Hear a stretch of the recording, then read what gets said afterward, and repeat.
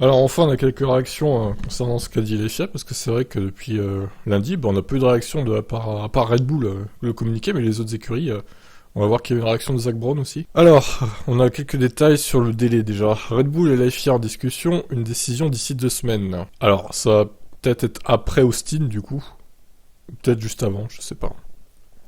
À voir. En tout cas, comme j'ai dit hier, il y a la réunion du Conseil mondial mercredi prochain.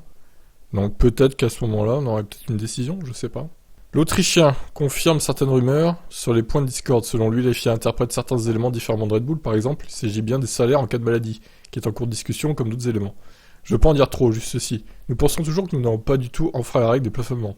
Des discussions avec la FIA sont en cours, voyons ce qui en ressort. Quand l'équipe pense-t-elle en savoir plus sur une sanction d'ici 2 semaines, d'après Marco? Comme je l'ai dit, nous n'avons toujours pas connaissance d'une quelconque culpabilité. C'est pourquoi les discussions avec la FIA sont toujours en cours. Bon, en gros, ils se sentent toujours innocents, quoi. Marco se fend même d'une pique contre la FIA. Est-ce une bonne carte à jouer en ce moment? Les rumeurs selon lesquelles Max pourrait perdre son titre 2021, par exemple, sont complètement absurdes. Le passé a montré que même des violations extrêmes des règlements étaient punies très légèrement par la FIA. Oh. Alors, c'est vrai ce qu'il dit, mais putain, le mec, le culot, quoi. Ah, c'est Red Bull, hein. C'est le culot, voilà. Ils envoient des pics alors que même c'est eux qui sont dans la sauce, quoi. C'est incroyable. Marco cite 2 incidents. En 2013, l'équipe Mercedes a effectué un test Pirelli illégal avec la voiture de l'année et les pneus de l'année avant le Grand Prix de Monaco. Les pilotes réguliers de l'époque, Hamilton et Rosberg, étaient présents avec des casques neutres afin qu'ils ne soient pas reconnaissables. Oh, le crime. Disqualifier Mercedes de toutes les années après 2013 du coup. Comme ça, on retire les titres à Lewis. Ah, les pro Red Bull et les anti-Hamilton, ils seraient contents là.